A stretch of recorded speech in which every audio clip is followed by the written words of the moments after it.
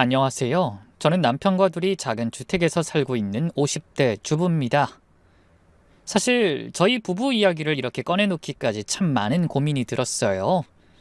누구에게 말하기도 애매하고 그렇다고 혼자 삭히기엔 너무 큰일이었거든요. 지금부터 제가 들려드릴 이야기는 오해와 진실에 관한 이야기예요. 아무리 가까운 사이라고 해도 말 못할 비밀을 안고 있을 순 있더라고요. 지금부터 그 이야기 시작해 보겠습니다. 저는 결혼한 지 30년이 넘었어요. 연애 기간까지 합치면 35년을 남편과 함께한 셈이죠. 그 긴 세월 동안 참 많은 일들이 있었어요. 돈 때문에 힘들었던 신혼, 육아로 고단했던 시절, 시댁과의 갈등, 경제적 어려움. 그래도 나름 잘 지나왔다고 생각했어요. 남편이 완벽한 사람은 아니지만 성실하고 가정적이라 큰 불만 없이 살았거든요. 남편을 처음 만난 건 대학교 때였어요. 벚꽃이 한창이라 연애하기 참 좋은 때였죠. 오늘 시간 있지? 미팅 가자. 공대 애들인데 괜찮대. 4대4 미팅이라 너 없으면 안 돼. 룸메이트가 팔을 잡아 끌며 애원했죠. 사실 전 그런 자리 별로 안 좋아했어요. 아니 나 그런 거 별론데 어색하잖아. 모르는 남자들이랑 앉아서 무슨 얘기해. 결국 마지못해 따라갔는데 그게 운명의 시작이었네요. 카페에 들어서니 남자들이 먼저 와 있었어요. 3명은 우리가 들어오자마자 벌떡 일어나서 이쪽으로 앉으라며 호들갑을 떨었는데 한 명만 조용히 앉아서 가볍게 목례만 했어요. 그게 남편이었죠. 자기소개 때도 다들 시끄럽게 자기 자랑을 늘어놓기 바쁜데 남편 차례가 되자 조용히 말했어요. 전자공학과 4학년입니다. 전 별로 특별한 건 없고요. 책 읽는 거 좋아합니다. 오히려 그 소탈함이 마음에 들었어요. 그래서 제가 먼저 말을 걸었죠. 어떤 책 좋아하세요? 주로 과학책이요. 우주 이야기 나오는 거 좋아하는데 재미없죠? 아니에요. 저도 좋아해요. 우주가 얼마나 광활한지 알고 나면 소름 돋잖아요. 그렇게 우리 둘만의 대화가 시작됐고 다른 사람들은 언제 있었는지 모를 정도로 빠져들었어요. 좋아하는 책이나 영화, 음악, 취향이 비슷한 게 신기할 정도였죠. 저 다음에 같이 영화 보러 갈래요? 헤어질 때 남편이 쭈뼛거리다가 용기를 냈어요. 저도 흔쾌히 승낙했죠. 그렇게 두 번째 만남에 연애가 시작됐습니다. 그렇게 1년쯤 만났을 때였어요. 남편이 갑자기 한강 다리를 건너다 말고 걸음을 멈추더니 제 손을 꼭 잡았어요. 나랑 결혼해 줄래? 어머, 갑자기 왜 그래? 장난치지 마. 장난 아닌데. 너 만나고부터 매일 생각했던 거야. 매일 연습했는데 막상 이 말밖에 안 나오네. 그냥 지금처럼 이렇게 너하고 평생 살고 싶어. 나랑 결혼해줘. 반지도 없는 프로포즈였지만 그래도 그 진심만큼은 충분히 전해졌어요. 결혼 초반은 정말 전쟁 같았습니다. 시어머니가 유독 까다로운 분이셨거든요. 아니 국에 간을 누가 이렇게 해? 이런 거 먹고 회사 가면 힘이 나겠니? 죄송해요 어머님, 다시 끓일게요. 반찬은 또 이것뿐이야. 일하러 나가는 남자가 먹을 게 있어야지. 내조 좀 잘해라. 매일같이 잔소리를 들었어요. 남편은 회사에서 늦게 들어오니 제가 혼자 감당해야 했죠. 사실 몇 번이나 짐 싸서 친정에 가려고 했는데 그때마다 남편이 막았어요. 잠깐만 가지마. 미안해. 내가 어머니한테 얘기할게. 얘기해서 될 뿐이에요? 날 며느리로 인정 안 하시는데. 당신이 장가 잘못 갔대. 그런 말까지 하셨어? 정말 미안해. 나 때문에. 정 안 되면 내가 안 보고 살게. 그런 시간을 버틸 수 있었던 이유가 남편이었죠. 남편은 늘 제 편이 되어줬거든요. 비록 시어머니 앞에서는 말 못하더라도 우리 둘이 있을 땐 항상 저를 위로해줬죠. 그렇게 우리는 평범한 가정을 꾸려 나갔어요. 큰 부자는 아니어도 남부럽지 않게 살았죠. 딸이 태어나고 나서 서로 바빠지긴 했죠. 남편은 승진을 위해 더 열심히 일했고 저는 육아에 매진했거든요. 그래도 딸이 좋은 사람 만나 결혼 준비를 시작하니 이젠 둘만의 인생 2막을 시작할 수 있을 것 같았어요. 그런데 그 무렵부터 남편이 저한테 너무 무심해지는 걸 느꼈어요. 이상한 조짐이 한두 개가 아니었고요. 처음엔 그냥 남편이 나이 들어서 그런가 싶었죠. 여보, TV 소리 좀 줄여. 옆집에서 뭐라고 하겠어. 거실에서 TV를 보던 남편에게 소리쳤더니 못 들은 것처럼 가만히 있었어요. 여보! 다시 불러도 반응이 없어서 거실로 가봤더니 TV 볼륨이 50 이상으로 돼 있더라고요. 아니, 안 시끄러워? 귀가 찢어지겠는데? 아이, 그래? 뉴스에서 중요한 내용 나와서 좀 키웠어. 줄일게. 제 말에 잠깐 볼륨을 낮추더니 조금 있다가 다시 가보니 또 올려놨더라고요. 그리고 가장 이상했던 건 핸드폰이 울려도 잘 안 받는 거였어요. 여보, 전화 왔잖아. 안 받아? 중요한 전화면 어쩌려고?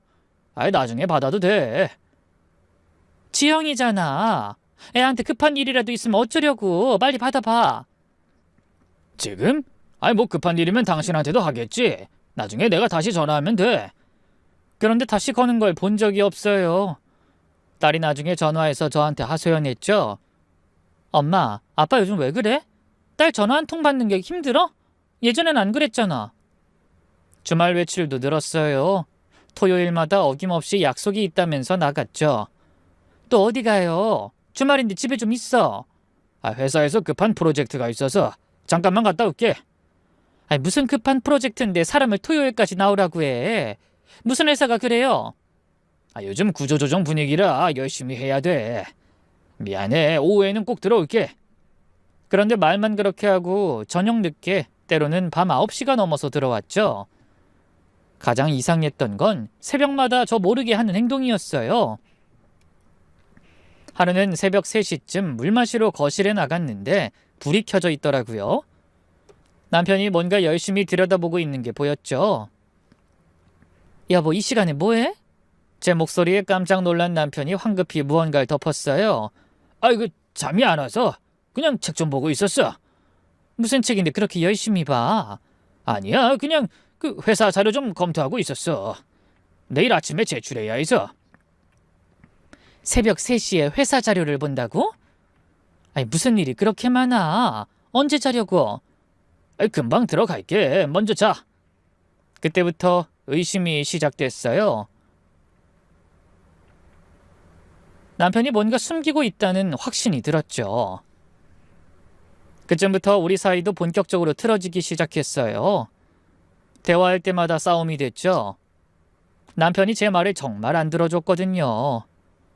그래도 처음엔 제가 더 노력해보려고 했었어요.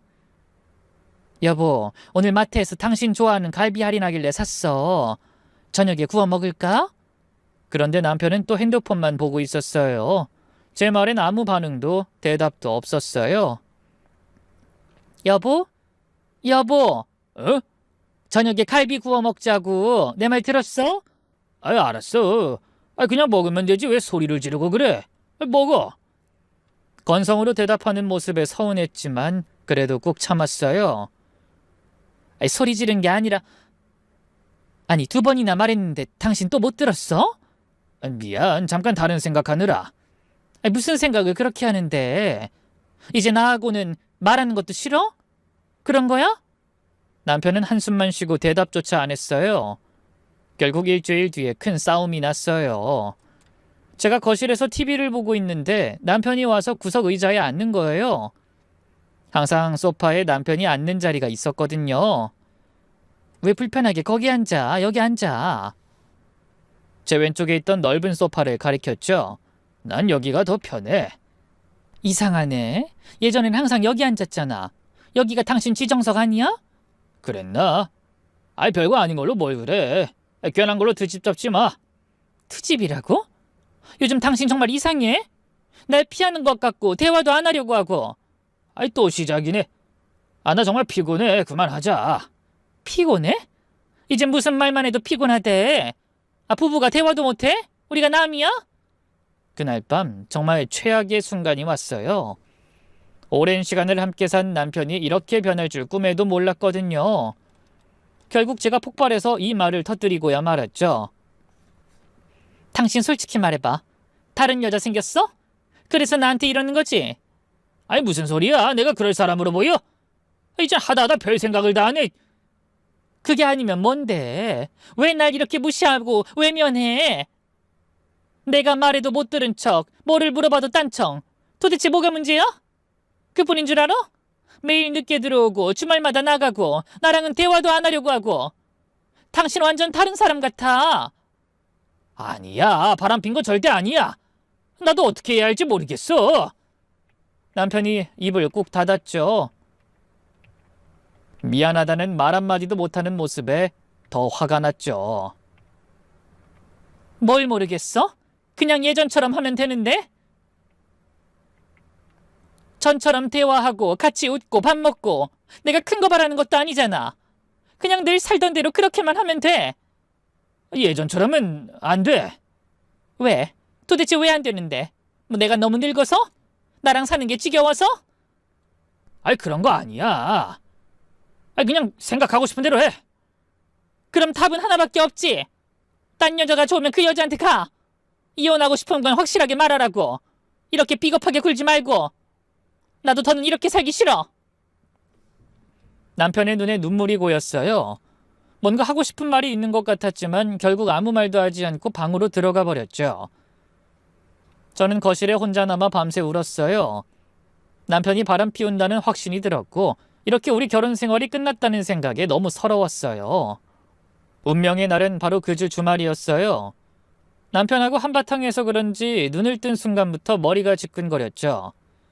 밤새 울어서 베개가 축축했는데 거울을 보니 눈은 퉁퉁 붓고 얼굴도 퀭한 상태였어요. 남편은 더 일찍 일어난 것 같았어요. 거실에서 부스럭거리는 소리가 들려 조심스럽게 방문을 열고 내다봤죠. 자세히 보니 남편이 옷장 앞에서 뭔가를 정리하고 있었어요. 옆에는 검은 봉투가 놓여 있었고요. 제 발소리에 남편이 화들짝 놀라며 돌아봤어요. 깨웠어? 미안, 조용히 한다고 했는데. 뭐 하는 거야, 이 아침부터? 그냥 옷장 정리 좀. 안 입는 옷들이 너무 많아서 버리려고. 남편이 급하게 양복 한 벌을 봉투에 쑤셔 넣었어요. 회색 양복이었죠. 몇 년 전에 남편 생일에 제가 맞춤으로 선물한 거였어요. 이태리제 원단으로 만든 비싼 양복이었는데 그 회색 양복도 버리게? 그때 비싸게 맞춘 건데? 말하면서 다가갔더니 남편이 봉투 입구를 움켜쥐며 몸으로 가렸어요. 이제 안 맞아. 살이 빠졌나? 한 번밖에 안 입었잖아. 그땐 그렇게 좋아했으면서. 스타일이 별로야. 나이 들어 보여. 남편은 시선을 피하며 서둘러 봉투를 묶었어요. 제 선물을 아무렇지도 않게 버리는 게 서운하더라고요. 그러더니 절 거의 밀다시피 해서 방으로 들여보냈어요.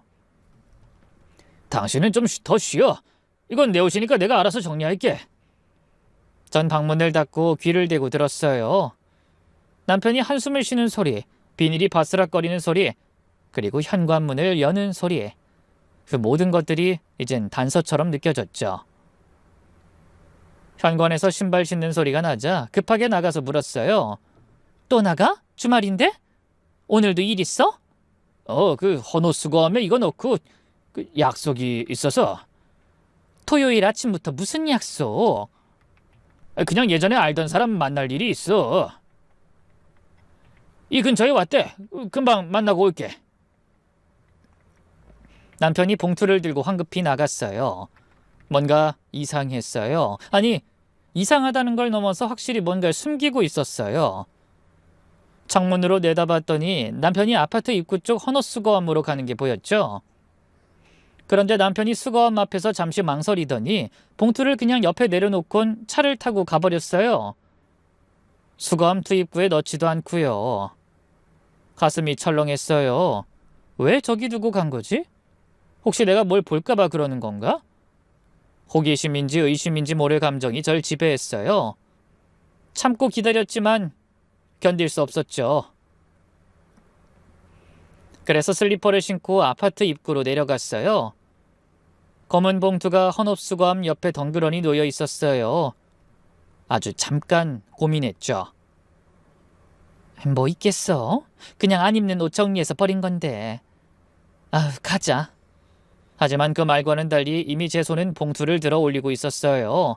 주변을 다시 한번 살핀 후 봉투를 들고 집으로 올라왔어요. 거실 바닥에 봉투를 내려놓는데 손이 떨렸어요. 마치 판도라의 상자를 여는 기분이 들었죠. 이 안에 있는 게 우리 부부의 운명을 바꿀 수도 있다는 예감이 들었거든요. 봉투를 열자 양복 3벌이 구겨진 채 들어있었어요. 먼저 검은 양복부터 확인했죠. 낡은 명함 몇 장과 주차권, 껌종이 별것 없었어요. 남색 양복도 마찬가지였어요. 마지막 회색 양복, 시어머니가 선물한 그 양복이었어요. 제발 아무것도 없기를. 바지 뒷주머니에 손을 넣었어요. 비어 있었죠. 다른 주머니도 텅 비어 있었어요. 그렇게 안심하려는 순간 양복 안주머니가 있다는 걸 깨달았어요. 깊숙이 안주머니에 손을 넣어봤더니 뭔가 딱딱한 게 만져졌어요. 어? 이게 뭐지? 꺼내려는데 쉽게 나오지 않았어요. 안감 사이에 깊숙이 들어가 있었거든요. 손가락으로 겨우 잡아당기는 순간 툭 소리를 내면서 뭔가가 바닥에 떨어졌어요. 작은 기계였어요. 처음엔 무선 이어폰인가 싶었는데 자세히 보니 보청기더라고요. 분명 보청기였어요. 투명한 줄로 연결된 귀걸이형 보청기. 상당히 고급스러워 보였죠. 왜 여기서 이런 게 나와? 손으로 들어올려 불빛에 비춰봤어요.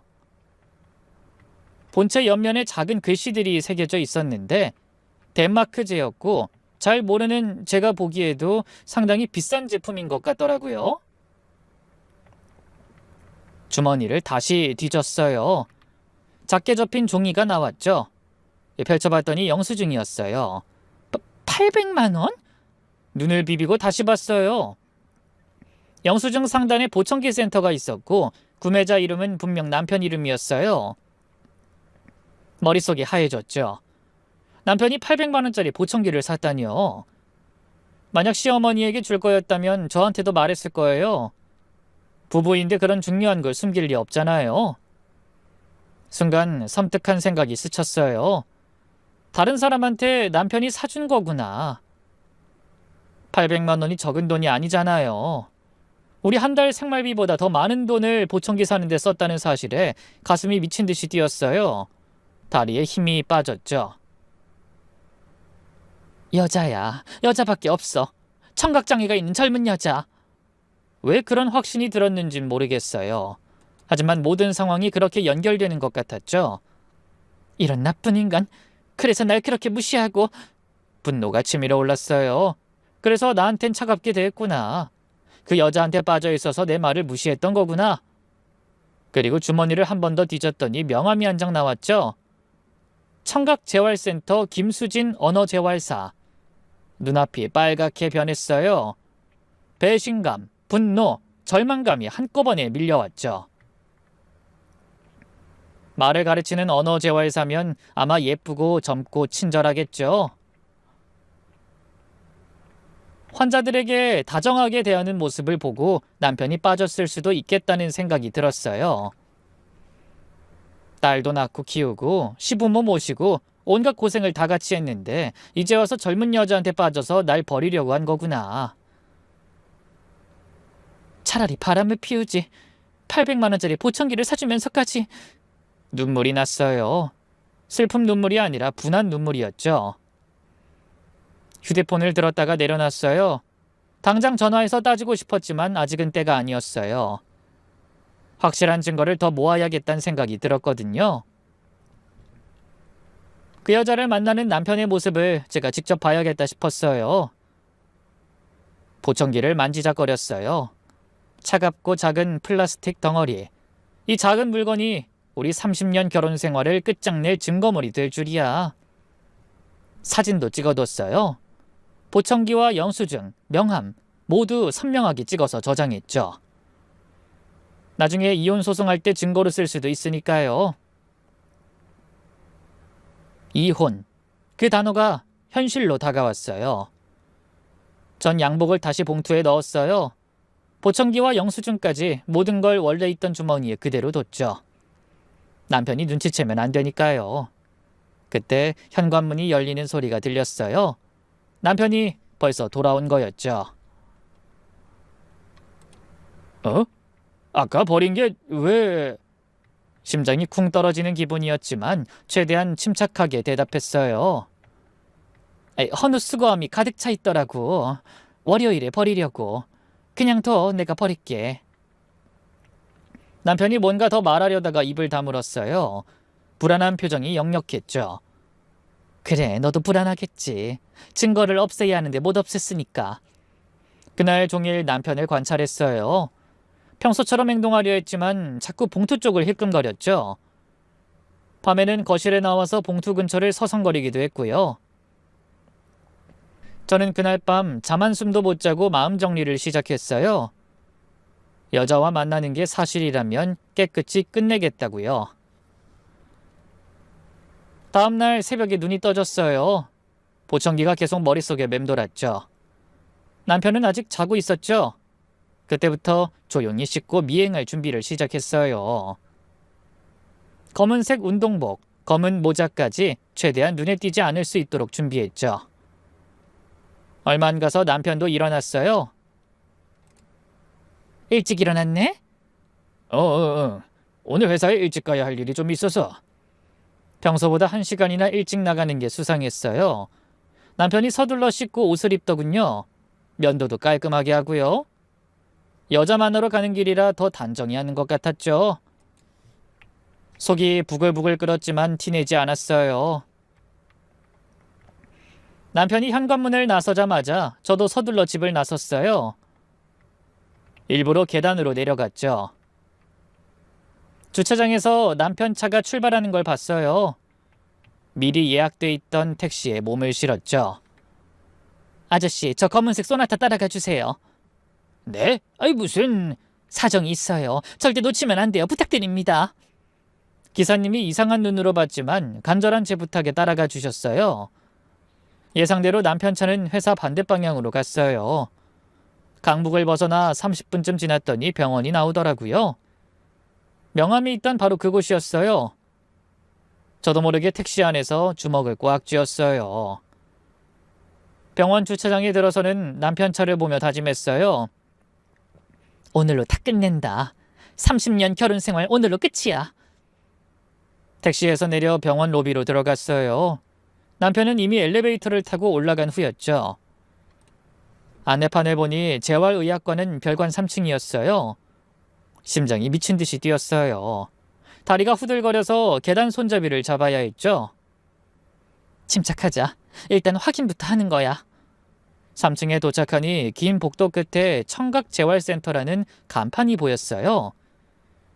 유리문이라 아니 훤히 들여다 보였죠. 조심스럽게 복도를 걸어가 유리문 너머를 들여다봤어요. 그리고 깜짝 놀랐죠. 예상과 달랐어요. 젊은 여자와 단들이 있을 줄 알았는데 10명 정도의 중년 남녀가 둥글게 앉아 있더라고요. 남편도 그중 한 자리에 앉아 있었고요. 앞에 선 강사는 30대 초반으로 보이는 여자였어요.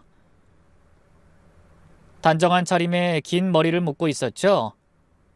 예쁘다고 할 수는 있었지만 특별히 매력적이라고는 잘 모르겠더라고요. 강사가 수화로 동작을 하면 사람들이 따라했어요. 남편도 어설프지만 열심히 손을 움직였죠. 손가락이 자꾸 꼬여서 힘들어하는 그 모습이 낯설면서도 애처로웠죠. 잘하고 계세요. 처음엔 다 어려워요. 자, 이번엔 감사합니다. 배워볼까요? 강사가 새로운 동작을 보여줬어요.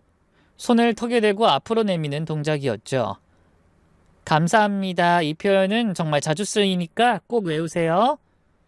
남편이 옆 사람과 짝을 지어 연습하기 시작했어요. 상대는 젊은 여자였는데 순간 가슴이 철렁했어요. 혹시 저 여자와 가까워지려고? 아니야, 그래도 나이가 너무... 그때 또 다른 젊은 여자가 눈에 들어왔어요. 20대 후반쯤 돼 보이는데 남편 뒤쪽에 앉아 있었죠. 역시 보청기를 끼고 있었어요. 저 여잔가? 남편이 뒤를 돌아 수화로 뭔가 대화했어요. 여자가 웃으며 손짓하자 남편도 따라 웃었죠. 그 모습을 보는데 가슴이 찢어지는 것 같았어요. 저렇게 다정하게 나한테는 한 번도 보여주지 않은 표정을 짓는구나. 여기서 10분만 쉬겠습니다. 커피 드실 분은 휴게실로 오세요. 사람들이 하나둘 일어났어요. 남편은 자리에 그대로 앉아 뭔가를 연습하고 있었죠. 그 젊은 여자가 남편에게 다가갔어요. 저도 숨을 죽이고 지켜봤어요. 아저씨 수화 실력이 많이 늘었네요. 처음 오셨을 때보다 훨씬 자연스러워요. 아직 멀었어요. 손가락이 자꾸 꼬여서. 근데 아저씨는 왜 수화를 배우세요? 가족 중에 청각장애인이 있으신가요? 사실 저도 궁금했던 질문이라서 제 귀가 쫑긋해졌어요. 그게 그냥 언젠간 필요할 것 같아서. 남편이 대충 얼버무렸죠. 전 근처 카페에서 앉아 생각을 정리했어요. 점점 더 꼬여가는 기분이었어요. 의심은 풀리지 않았죠. 오히려 더 커졌죠. 남편이 어떤 여자에게 잘 보이려고 수화를 배우는 걸까? 본인이 문제인가? 그럼 왜 숨기지? 부부 사이에 숨길 게 뭐 있다고? 생각하면 할수록 머릿속이 복잡했어요. 1시간쯤 지났을까요? 사람들이 하나둘 나오기 시작했어요. 남편도 도왔죠. 그런데 남편은 주차장으로 가지 않고 병원 내 다른 건물로 들어갔죠. 이비인후과 건물이었어요. 남편이 접수처에서 뭔가 확인하고 진료실로 들어갔어요. 30분쯤 지나서 나왔는데 손에 처방전을 들고 있었죠. 약국으로 가는 남편을 따라가며 들었어요. 난청치료제 처방 나왔습니다. 그런데 이상했어요. 왜 이렇게 먼 병원까지 와서 치료를 받는 건지 알 수가 없었죠. 차를 타고 나가는 남편을 보며 저는 더 혼란스러웠어요. 대체 무슨 생각인 걸까? 집으로 돌아오는 택시 안에서 계속 생각했어요. 남편이 난청이면 그 보청기도 남편께 맞아요. 800만 원이나 주고 산 걸 왜 끼지 않고 수화는 말도 안 하고 배우는 걸까? 그래도 여자는 아니었구나. 근데 대체 뭐야? 무슨 생각인 거야? 집에 도착해서 남편 양복이 든 봉투를 다시 열었죠. 보청기를 꺼내 만져봤어요. 그런데 서운한 감정이 밀려오더라고요. 난청이란 걸 숨긴 것보다 아내인 저를 믿지 못한다는 게 더 아팠어요. 함께 산 세월이 있는데 말 못할 비밀이 있다는 게 말이죠. 여자 문제는 아니란 사실에 안도감이 들어야 하는데 그렇지 않았어요. 오히려 답답했죠. 그날 저녁 남편이 들어왔어요. 식탁에 마주 앉았을 때 전 일부러 작은 목소리로 말을 해봤어요. 난 당신 비밀이 뭔지 알아. 남편이 밥을 먹으며 아무 반응이 없었어요. 역시나 그 정도 소린 못 듣더라고요. 그런데 저도 모르게 눈물이 났어요. 금방까지 서운한 마음은 온데간데 없고 바로 옆에 있는데도 이렇게 먼 사이가 된 것 같아서. 남편이 꼭 다른 세계에 있는 것 같더라고요. 그날 저녁 혼자서 옛날 일을 곰곰이 생각해 봤어요. 단서가 있을 것 같았거든요. 제가 남편에게 일어난 일을 모를 수가 없는데. 그리고 달력을 뒤적이다가 기억났어요. 설마 그땐가? 2년 전에 제가 자궁근종 수술 받았었을 때 한 달 넘게 입원한 적이 있었거든요. 그 수술은 성공적이었지만 합병증이 생기는 바람에 입원해서 추가 치료를 받아야 했어요. 그때 병원비가 거의 3천만 원 가까이 나와서 남편도 저도 마음고생이 심했어요. 여보, 병원비가 너무 많이 나왔어. 우리 저축 깨도 안 될 것 같은데 어떡하지? 걱정하지 마. 내가 어떻게든 마련할게. 치료만 잘 받아. 그 후로 남편이 밤늦게 들어오기 시작했어요. 주말에도 나가고 새벽쯤에 왔죠. 그땐 정말로 회사 일인 줄 알았어요. 남편이 거짓말할 사람이 아니니까요. 그러다 어느 날은 남편이 일주일간 출장을 간다고 하면서 꽤 오래 병원에 안 왔어요. 부산 협력업체에 문제가 생겨서 직접 가야 해. 미안한데 일주일 정도 걸릴 것 같아. 내가 어머니한테 부탁드렸으니까 당신은 걱정하지 마. 일주일 후 돌아온 남편의 얼굴이 지금도 생생해요. 왼쪽 얼굴이 퉁퉁 부어 있었고 눈도 충혈돼 있었죠.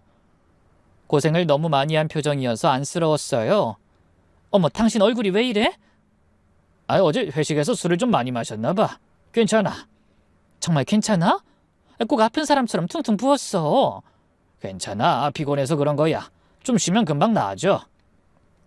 그때부터였어요. 남편이 달라지기 시작한 게. 병실에서 대화할 때 몇 번이고 물어도 대답을 못하고 제 옆에 꼭 붙어 앉아 있었거든요. 자주 되묻기도 했고요. 여보, 요즘 왜 그래? 내 말 들었어? 피곤해서 그래? 미안. 뭐라고 했어? 좀 피곤하네. 프로젝트가 끝나면 나아질 거야. 이제 생각해보니 출장이 아니라 그때 일이 있었을 수도 있었던 생각이 들더라고요. 서재로 가서 남편 서랍을 뒤졌어요. 혹시 다른 단서가 있을까 싶어서요. 그리고 서랍 깊숙한 곳에서 봉투 하나를 발견했어요. 병원 봉투였죠. 안에는 여러 서류가 있었어요. 그리고 남편의 선택을 확실히 할 수 있는 진단서를 보고야 말았죠. 좌측 감각신경성 난청, 청신경 손상 85%. 다른 봉투에 따로 들어있던 서류를 꺼내보니 그 안엔 사고 합의서가 있었어요. 알고 보니 남편이 대리운전하다 다른 차와 교통사고가 나서 사고가 생긴 거더라고요. 대리운전? 이 사람이 언제 대리운전을... 그때 깨달았어요. 모든 이야기가 맞춰졌죠. 그때 남편이 제 병원비를 벌기 위해 밤마다 대리운전을 한 거예요. 그러다 사고가 났고 청력을 잃게 됐던 것이죠. 그걸 알고 나니 눈물이 멈추질 않았어요. 나 때문에, 다 나 때문이야. 다음날 병원 의무기록실을 찾아갔어요. 2년 전 남편의 입원 기록을 확인하고 싶었죠. 2023년 3월 입원 환자 기록을 보고 싶은데요. 보호자 확인이 필요합니다. 환자와의 관계가? 아닙니다. 여기 가족관계 증명서요. 3월 15일 새벽 응급실 통에 입원하셨네요. 교통사고 환자였군요. 직원이 컴퓨터를 확인하더니 서류철을 가져다 줬어요. 차트를 펼쳐보니 자세한 기록이 있었어요. 새벽 2시쯤 응급실 도착해서 고막 파열과 청신경 손상이 있었더라고요. 수술 기록도 읽어봤는데 6시간에 걸친 고막 재건수를 했지만 청신경은 회복 불가능했다는 내용이었죠. 그때 간호사 한 분이 저에게 다가왔어요. 혹시 이 환자분 보호자 되세요? 네, 제가 아내예요. 그때 그분이시구나.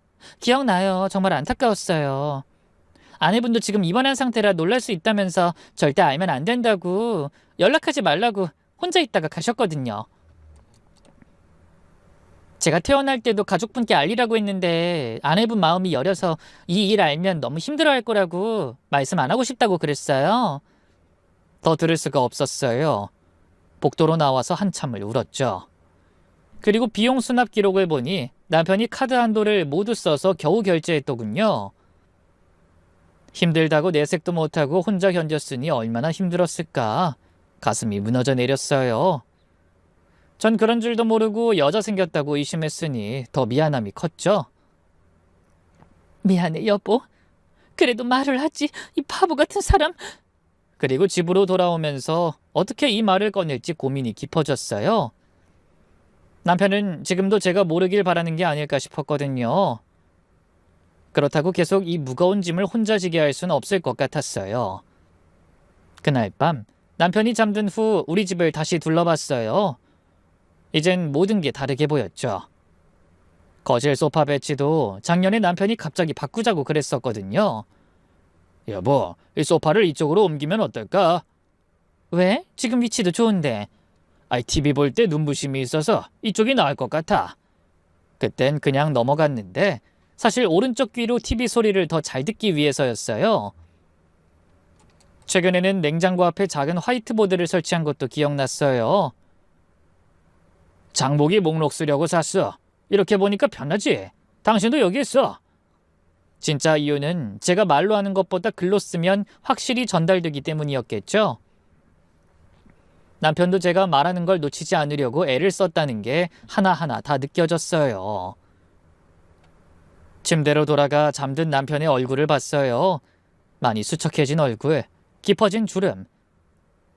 여보, 이제 나도 알아. 혼자 아프지 마. 우리 같이 이겨내자. 조용히 말하고 남편 손을 잡았어요. 내일은 어떻게든 용기를 내야겠다고 다짐했죠. 다음날 가장 먼저 남편 회사로 전화했어요. 인사팀에 아는 분이 있었거든요. 대학 때부터 친한 선후배 사이였죠. 전화기를 든 손이 떨렸어요.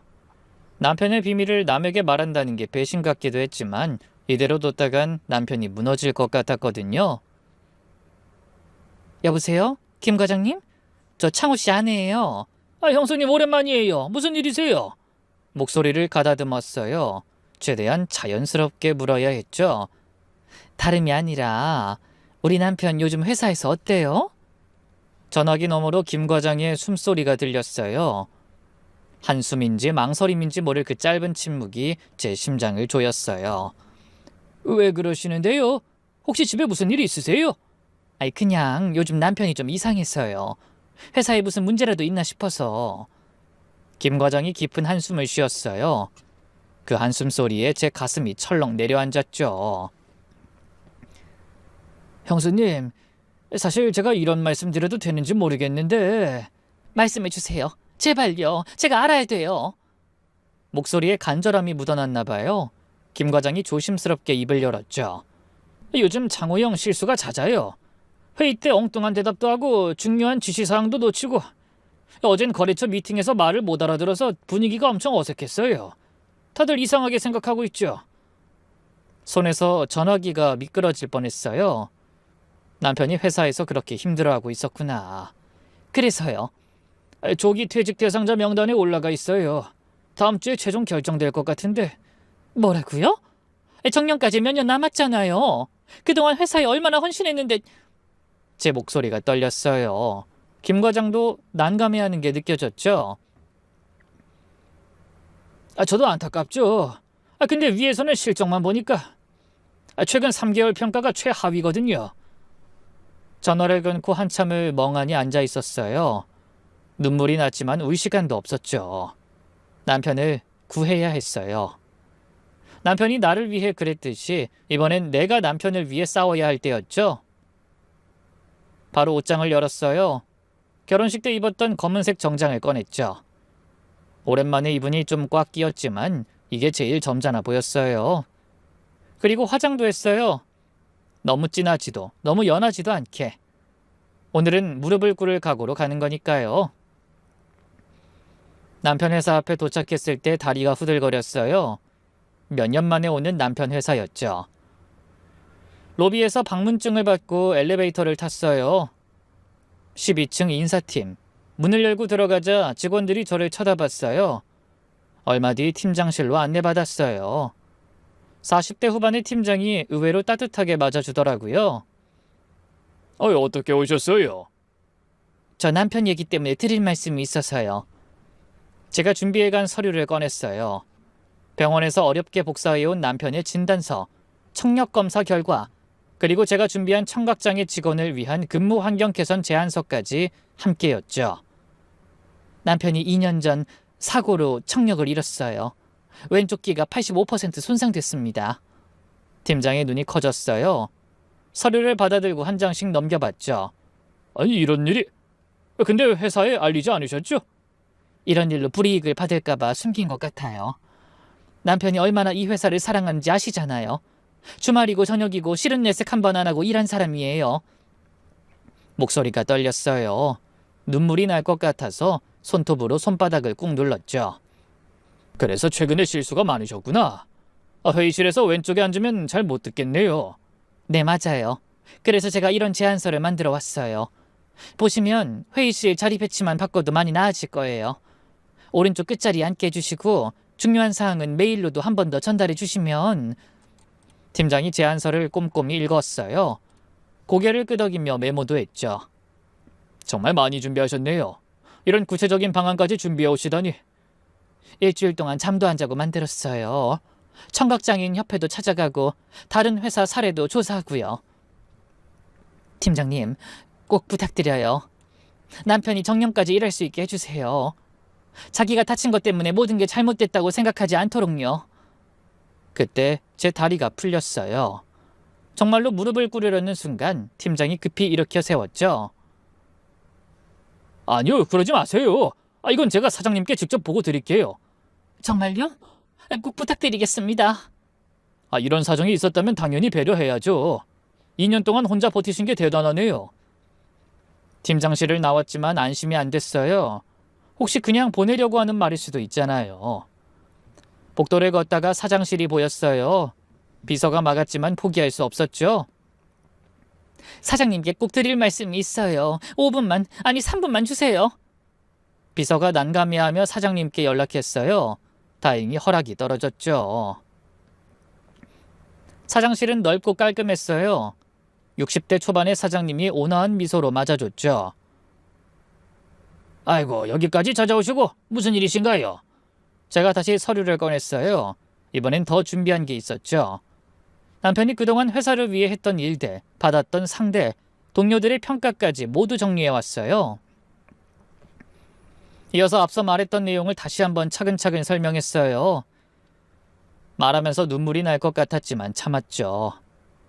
사장님의 표정이 진지해졌어요. 그런 사정이 있었군요. 참, 제가 입사했을 때부터 본 기억이 있어서. 사장님, 그리고 이 사진 좀 보세요. 남편이 새벽에 재활센터 가는 모습을 찍은 사진이었어요. 몰래 찍은 거라 흐릿했지만 그 쓸쓸한 뒷모습이 잘 나왔죠. 매주 2번씩 새벽 6시에 일어나서 재활센터에 갔어요. 회사에 들키지 않으려고 새벽 시간을 택한 거예요. 그리고 9시 전엔 꼭 출근했고요. 2년 동안 단 하루도 빠지지 않았답니다. 어떻게든 극복하려고 노력하고 있어요. 사장님이 사진을 한참 들여다봤어요. 그리고 남편이 입모양 읽기를 연습한 노트도 보여드렸죠. 회의 때 자주 나오는 단어들을 입모양으로 그려놓은 것들이었어요. 이렇게까지 노력했습니다. 회사를 계속 다니고 싶어서, 동료들에게 패기치기 싫어서. 이번엔 정말 눈물이 났어요. 사장님이 손수건을 건네줬죠. 사장님, 제가 이렇게 간곡히 부탁드립니다. 남편 위해서 제가 못할 게 없어요. 정말로 무릎을 꿇으려 하자 사장님이 벌떡 일어나 막았어요. 아유, 이러지 마세요. 제가 즉시 조치하겠습니다. 그러더니 사장님이 바로 인사팀장을 불렀어요. 아까 봤던 인사팀장이 헐레벌떡 들어와 공손하게 두 손을 모으고 섰죠. 그리고 사장님은 단호한 목소리로 지시했죠. 한창호 씨 조기 퇴직 대상에서 즉시 제외하게. 그리고 청각장애 직원을 위한 근무 환경 개선안 만들어서 내일까지 보고하고. 우리 회사 위에서 헌신한 직원을 이런 일로 내칠 수는 없는 거야. 사장님이 저를 돌아봤어요. 눈가가 촉촉했죠. 그리고 보청기 구입 비용도 전액 회사에서 지원하도록 최고급으로. 감사합니다. 정말 감사합니다. 집으로 돌아오는 길 버스 안에서 사람들이 보는 줄도 모르고 펑펑 울었어요. 안도감과 서러움이 한꺼번에 밀려왔거든요. 남편이 얼마나 외롭고 무서웠을까. 다음 날은 병원을 찾았어요. 이번엔 남편을 미행하는 게 아니라 재활센터를 제대로 알아보려고요. 센터 문을 열고 들어가는데 손이 떨렸어요. 남편의 또 다른 세계로 들어가는 기분이었거든요. 어떻게 오셨어요? 저 남편 여기 다니는데요. 한번 둘러봐도 될까요? 상담실은 아늑했어요. 벽에는 수화 포스터와 청각장애 극복 수기들이 붙어 있었죠. 40대 여성 상담사가 따뜻한 차를 내주며 앉으라고 했어요. 제가 남편 이름을 말하자 상담사의 얼굴이 환해졌어요. 마치 오래 기다린 사람을 만난 것처럼요. 창호 씨 정말 열심히 하세요. 저희 센터의 모범생이시죠. 드디어 부인을 뵙네요. 상담사가 서류철을 가져왔어요. 남편의 2년간 기록이 빼곡했죠. 처음 오셨을 땐 정말 힘들어하셨어요. 차라리 죽는 게 낫겠다고까지 하셨거든요. 특히 가족들한테 짐이 되는 게 죽기보다 싫다고 하면서 차라리 사고 때 죽었으면 보험금이라도 남겨줬을 텐데 하면서 많이 힘들어하셨어요. 원래 눈에 보이지 않는 장애가 더 힘든 법이에요. 받아들이는데 시간이 필요하죠.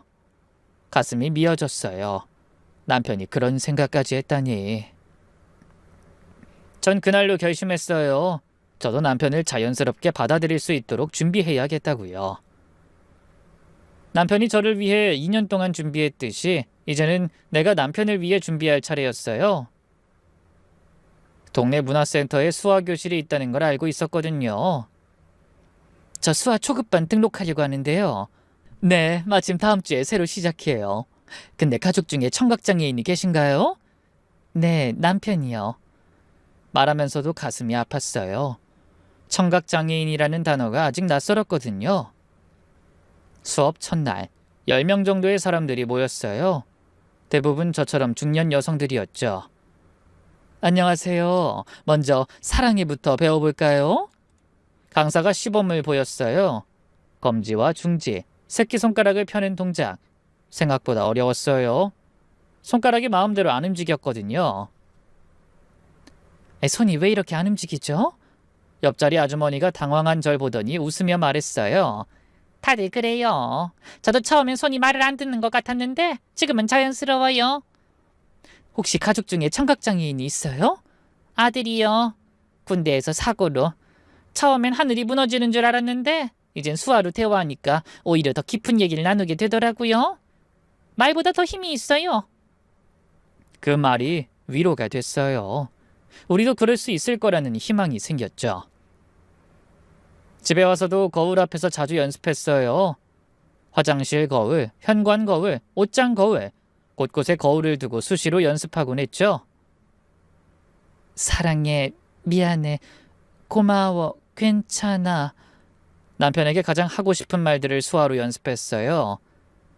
손동작은 서툴러도 마음은 전해질 거라고 믿으면서요. 남편 생일이 2주 앞으로 다가왔을 때 저는 혼자 분주하게 준비를 시작했어요. 특별한 선물을 주고 싶었죠. 남편이 새로운 삶을 시작할 수 있는 선물을요. 그래서 보청기 센터를 다시 찾았어요. 남편에게 잘 맞는 보청기를 사주고 싶었죠. 최신형 보청기 보여주세요. 제일 좋은 걸로요. 예산은 어느 정도 상관없어요. 우리 남편한테 가장 잘 맞는 걸로 주세요.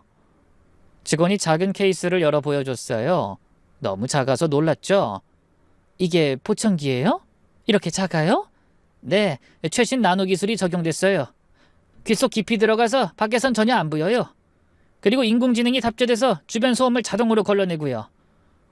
그동안 모아둔 적금을 다 털었어요. 2,300만 원. 하지만 하나도 아깝지 않았죠. 남편이 다시 세상의 소리를 제대로 들을 수 있다면 그 정도는 아무것도 아니었어요. 케이크도 특별 주문했어요. 케이크에 뭘 쓸까요? 이렇게요. 수화 모양을 그려주세요. 사랑해라는 뜻이에요. 제가 수화 동작 사진을 보여줬더니 제빵사가 고개를 끄덕였죠. 남편 생일날 아침부터 떨리는 마음으로 준비했어요. 갈비찜, 잡채, 각종 전, 남편이 좋아하는 음식들로 상을 가득 채웠죠. 남편이 퇴근하고 들어왔어요. 현관문이 열리는 소리에 심장이 쿵쾅거렸죠. 남편이 제 얘기를 어떻게 받아들일까 걱정도 됐어요. 생일 축하해요, 여보. 남편이 식탁을 보고 놀랐어요. 이 많은 걸 혼자서 다 준비했어? 언제? 오늘 당신 생일이잖아. 설마 잊었어? 아, 맞네. 깜빡했어. 밥을 먹는 동안 계속 때를 기다렸어요. 언제 선물을 줄까? 언제 진실을 말할까? 여보, 당신한테 줄 선물이 있어. 자, 받아. 작은 상자를 내밀었어요. 남편이 리본을 풀고 상자를 열었죠. 그리고 얼굴이 하얗게 질렸어요. 생각지도 못한 보청기가 들어있으니 너무 충격을 받은 것 같더라고요. 어떻게 알았어? 남편의 손이 떨렸어요. 보청기를 든 손이 부들부들 떨렸죠. 남편의 눈에서 눈물이 흘렀어요. 그 모습을 보니 제 가슴이 찢어지는 것 같았죠. 언제부터 알았어? 응? 그때 당신 양복 주머니에서 봤어. 보청기 영수증이랑 병원 서류들. 그 양복, 회색 양복 말이지? 남편이 고개를 떨궜어요. 한참을 말없이 있다가 입을 열었죠. 사실 일부러 거기 넣어뒀어. 일부러? 충격적인 고백이었어요. 남편이 씁쓸하게 웃으며 말을 이었죠. 작년에 보청기 사고 나서 매일 가지고 다녔어. 끼진 못해도 곁에 두고 싶었거든. 근데 당신한테 들킬까봐 가방엔 못 넣고 양복 안주머니가 제일 안전하겠더라고. 당신이 생일 선물로 준 양복이잖아. 그럼 덜 외로울 것 같아서. 눈물이 났어요. 남편이 얼마나 외로웠으면 그랬을까요? 근데 어느 날부터 너무 무거웠어. 이 비밀이. 더는 못 견디겠더라고. 그래서 버리려고 했어. 보청기도 비밀도. 다 버리고 그냥 될 대로 되라 하면서. 근데 남편이 절 바라봤어요. 눈에 눈물이 가득했죠. 막상 수거함 앞에서 못 버리겠더라. 당신이 준 선물이니까. 그래서 그냥 옆에 놓고 왔어. 누군가 발견하길 바라면서. 아니, 당신이 발견하길 바랬는지도 모르겠어. 그래서 수거함에 안 넣고 옆에 두고 간 거였구나. 비겁하지? 직접 말할 용기는 없고 들키길 바랬으니. 미안해. 정말 미안해. 남편이 말을 잇지 못했어요. 어깨가 들썩이며 흐느꼈죠. 저는 자리에서 일어나 남편 곁으로 갔어요. 그리고 남편 어깨를 가만히 쓸어줬죠.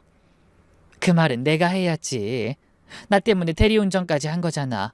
그래서 다친 거 알아. 남편이 놀란 눈으로 저를 봤어요. 그것도 알아? 병원 기록 다 봤어. 혼자 얼마나 힘들었어. 그리고 회사 일도 해결했어. 회사 일? 사장님 만나서 다 얘기했어. 당신 혼자선 아무한테도 말 안 하고 혼자 견딜 것 같아서. 정년도 보장받았고 보청기 비용도 회사에서 지원해준대. 근데 사장님이 그러시더라. 당신처럼 훌륭한 직원을 잃을 수 없다고.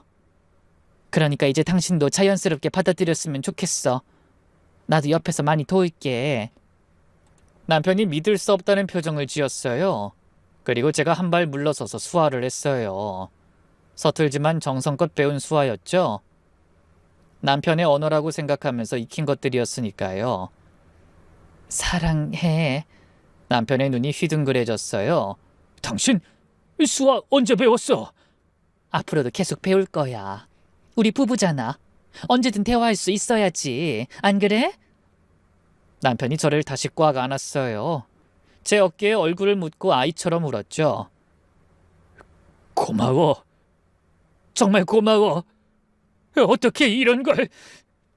얼마 뒤엔 딸을 불렀어요. 사위도 함께 오라고 했죠. 이젠 숨기지 않고 모든 걸 털어놓기로 했으니까요. 무엇보다 가족들에게 알리는 게 중요할 것 같았어요. 딸이 궁금해하며 왔어요. 거실에 둘러앉아 차를 마시며 남편이 입을 열었죠. 사실 아빠가 2년 전에 사고가 있었어. 차근차근 모든 걸 설명했어요. 사고와 청력 상실, 그동안 숨겨온 이유까지. 그 이야기를 듣고서 딸이 충격을 받았어요. 눈물을 뚝뚝 흘리며 남편을 안았죠. 아빠, 근데 왜 말 안 했어요? 가족인데 우리한텐 말해야지. 미안해. 너희들 걱정시키기 싫었어. 걱정이라니, 그게 무슨 말이야? 아빠가 아프면 당연히 알아야죠. 사위도 진지하게 말했어요.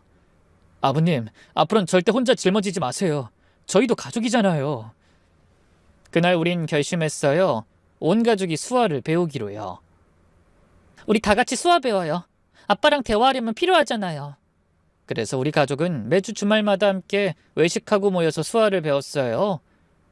처음엔 다들 어설펐지만 시간이 지나면서 자연스러워졌죠. 비록 완벽하진 않지만 우린 소통하고 있었어요. 소리 없이 마음을 나누는 법을 익혀가고 있었죠. 남편은 보청기를 끼고 생활하면서 예전의 밝은 모습을 되찾았어요.